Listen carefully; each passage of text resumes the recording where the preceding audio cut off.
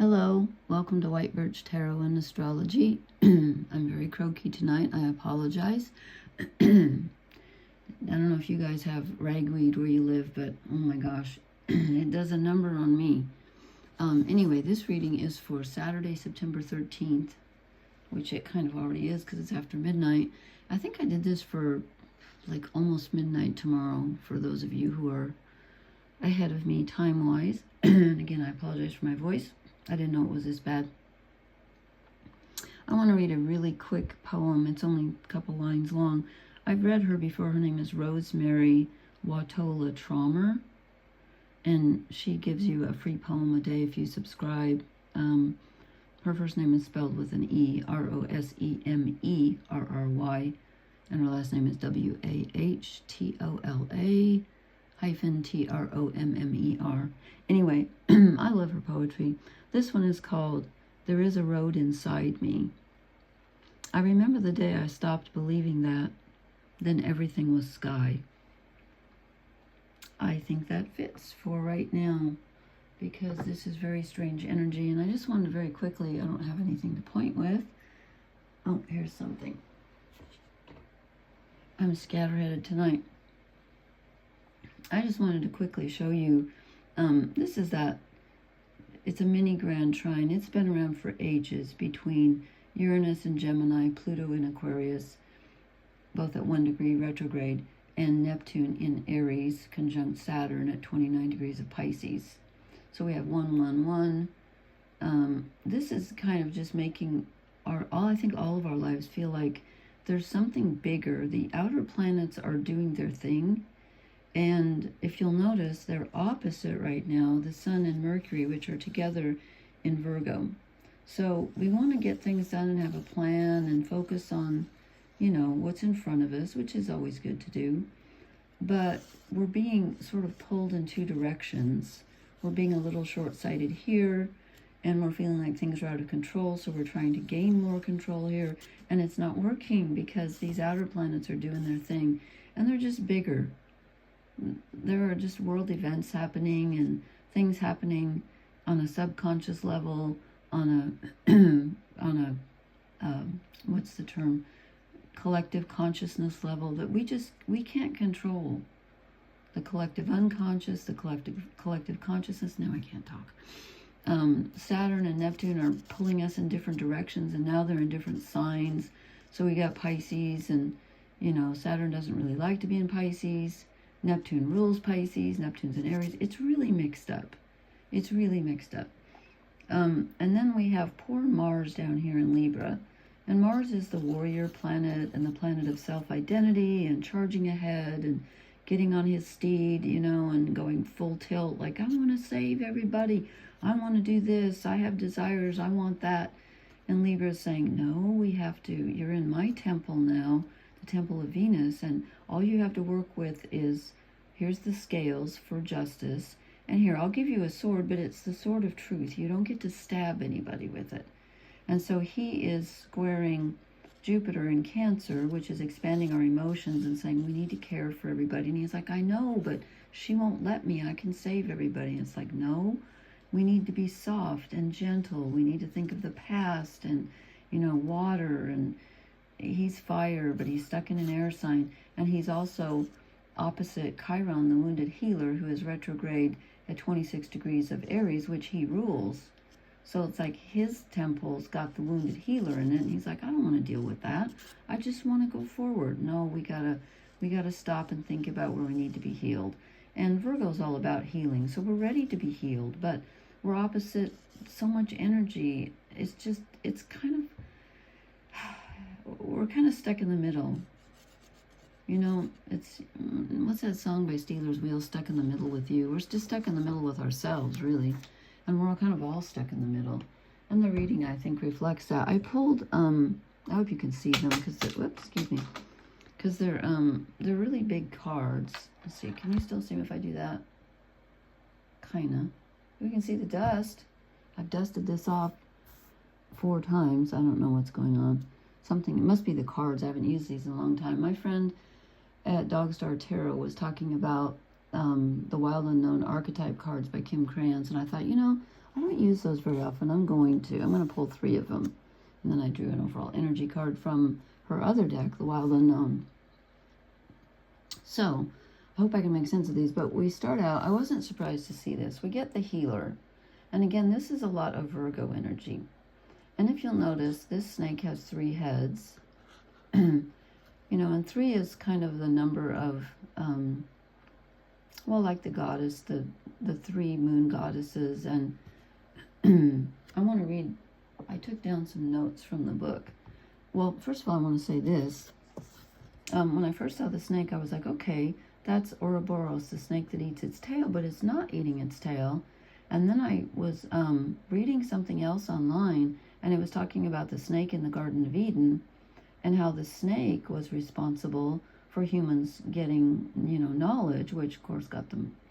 Again, I don't believe the Bible literally, but it's just, you know, it's an ancient tale, and it's interesting because they got kicked out of the Garden of Eden, not literally, but well, some people believe that, but then they gained knowledge, and the next card we get is Gnosis, which is a form of knowledge, which I'm going to talk about. But in the book, let's see if I can, of course, it's, now I'm in my calendar, which I did not touch, I swear. Oh, why is it feels like Mercury retrograde to me. It's that Saturn conjunct Neptune. It's just dealing me a fit.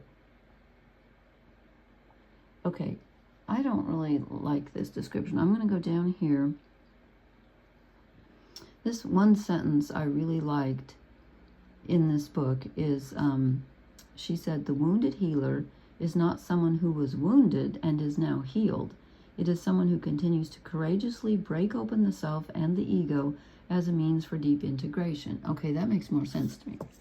So we're focused on healing here, which, as I said, is a very Virgo thing. And we've got the Sun and Mercury together in Virgo. We just had, when did we have the new moon lunar eclipse? Was that September 1st? And then we have another one on the 21st. That would only be 20 days away. That's wrong. Well, anyway, I've forgotten the date. It was August something. 23rd?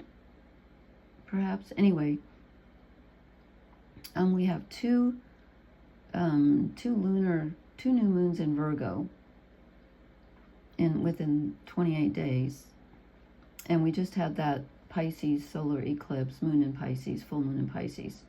So we're focused on healing. And again, you know, we've got a lot of energy in Virgo, and we're having 2 new moons in Virgo in a row, which is very unusual. One at 0 degrees, which we already had.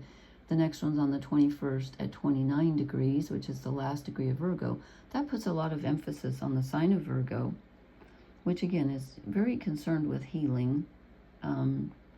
It rules our health and being meticulous and conscientious. But again, it's opposite all that big energy in Pisces, which is conjunct the North Node, which is trying to lead us to our path, our larger path. So it's asking us to see the bigger picture, and Virgo energy tends to focus on the details. So that's why I feel like we have this energy of being torn in 2 directions. So this is about, to me, healing is about, as she said in the book, about integration. It's about finding a balance between the 2, and with Mars and Libra, that's probably a good place for him to be, even though he's uncomfortable. So, is there anything else I want to read about what she said about the healing? The key words here are self-contained, grateful, and awake. And the shadow side is being tired and needy and forgetting your own practice. Okay. And she says, forgetting our eternal life is the source of all suffering and disease, and we need to move away from being comfortable and from being ignorant of what's wrong or being in denial about it, so we can reveal the radiance that's already there and is always there. And remember, healing is not linear. Okay. Those things make sense to me, especially in light of so we're in a very healing time, especially in light of the next card, which is Gnosis. And I really struggled with this word because I know Gnosis means some kind of knowledge. But when you look it up online, it takes you down a rabbit hole of, it just doesn't really make any sense to me. And then it finally dawned on me. She says it's contemplating the mystery and unanswerable questions. And the shadow side is over-intellectualizing, being too literal, or asking others. But then she says this can be esoteric studies like mysticism, alchemy, healing, or maybe science. And I'm like, okay, wait, so mysticism and science? I know those are two sides of the same coin. I know that. She says this is the place where facts and mystery seem to be one. Okay, that's true. And I like this last sentence. She said, the eternal mystery is calling you. Study your passion in the deepest way available to you. Now that makes sense.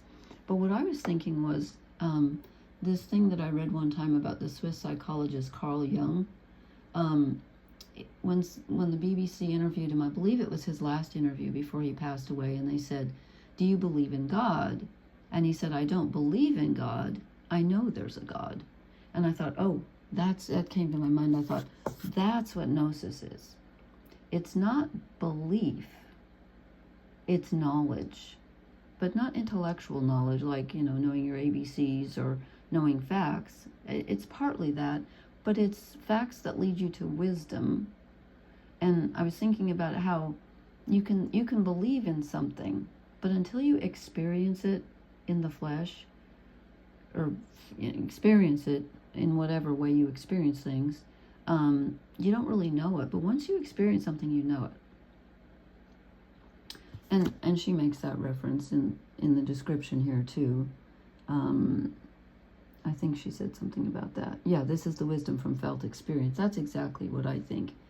And I'm thinking of like I've always believed in reincarnation. And then I had several family members die, including my mom. And then 4 years, it's always 4 years for me, 4 years after she passed, I had these experiences where I went somewhere. It looked just like here, but it didn't feel like here. And I connected with her several times. And after I had those experiences, it didn't change my belief system because I already believed in an afterlife. But I would now say, if someone said to me, do you believe in an afterlife? I would say just what Jung said. No, I know there's one because I was there, because I experienced it. So this is the kind of knowledge where something deep happens, deep enough that we remember the radiance within, or we have a glimpse of it. You don't always stay there.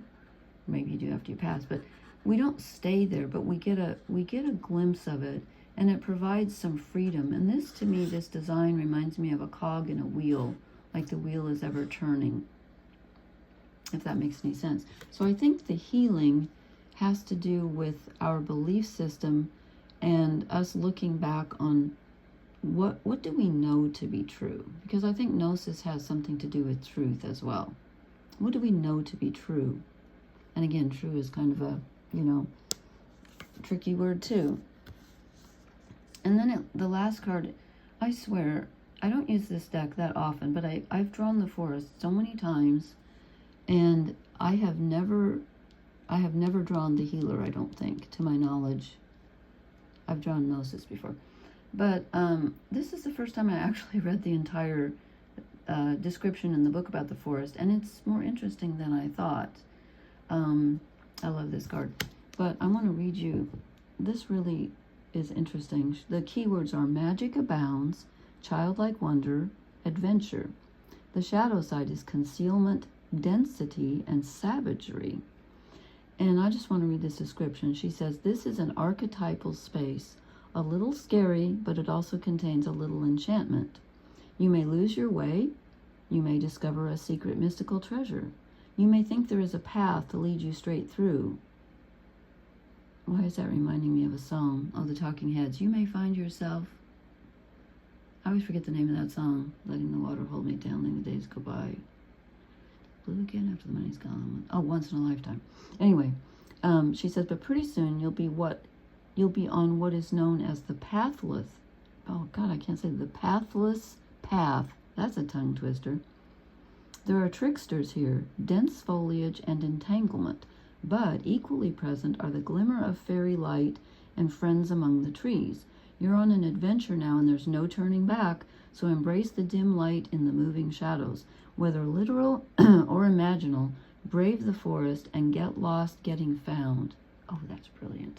That is brilliant. Get lost getting found. Yes, that's what I think we're all kind of doing right now, with these outer planets doing their thing, and Saturn and Neptune together, bridging the gap between Pisces and Aries, the end of the zodiac and the beginning of the zodiac.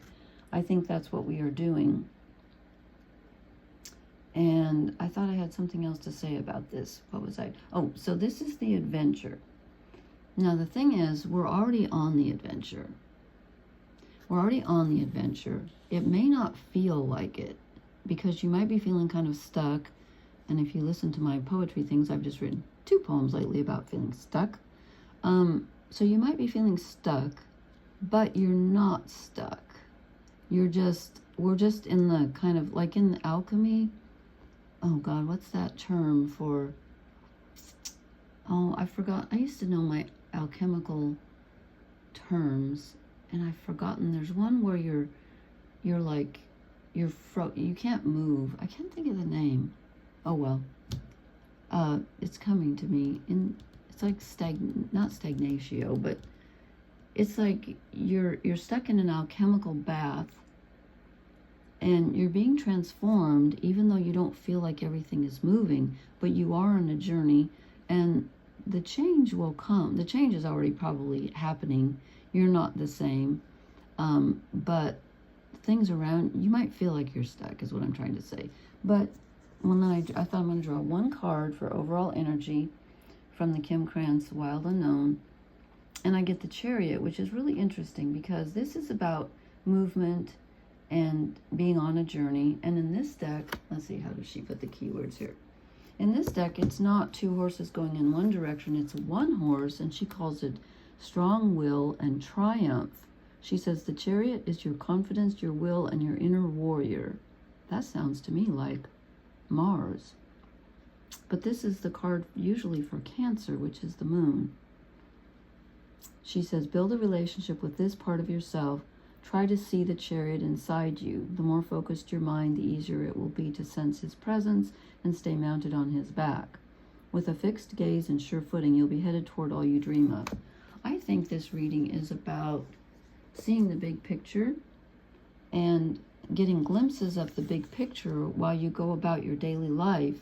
And you need to heal, like whatever's in your immediate environment, you need to heal that. And it may seem really mundane with all that energy in Virgo, but if you do that, it actually, because the mundane and the divine, or whatever you want to call it, the larger than life, the Pisces energy, because they're 2 sides of the same coin, when you heal one, you heal the other, and vice versa. So it's about this, your spiritual side, your physical side.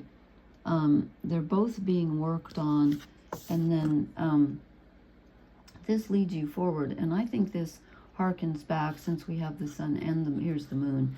I think this, and Pentacle for Earth, I think this harkens back to the original Chariot in the Rider-Waite and many others, where it's about feeling pulled in 2 directions. Because I think with all that Virgo energy and the Pisces energy, with Neptune in his own sign, no, I'm sorry, Neptune's in Aries, but Saturn is back in Pisces, and Neptune is retrograde and goes back. I keep writing that down and forgetting it. Neptune does go back in, I didn't bring my notebook, but anyway, we have a lot of Pisces pull. So I think it's feeling pulled back and forth between the Aries, my new life, my new self, my new path in the forest, and the past, which has to be taken into account because we're building on that. We don't discard the past. We take it with us and we use it to build a new life, a new us. So, yeah, I think, like she says, it's the pathless path, which is not easy to say. But, if we just trust our intuition and continue to just be confident in ourselves, we will get there. And I guess we're being guided by a 3-headed snake here. I just love that picture. And we get the eye. So anyway, yeah, see the big picture. and work on the small details. They may seem unimportant, like, oh, I want to be working on something bigger, I want to be going faster, but we are not called to do that right now. So anyway, please let me know how this energy is treating you. I love to hear your comments, and please hit the like, share, and subscribe buttons, and I will talk to you later. Blessings, everyone. Good night.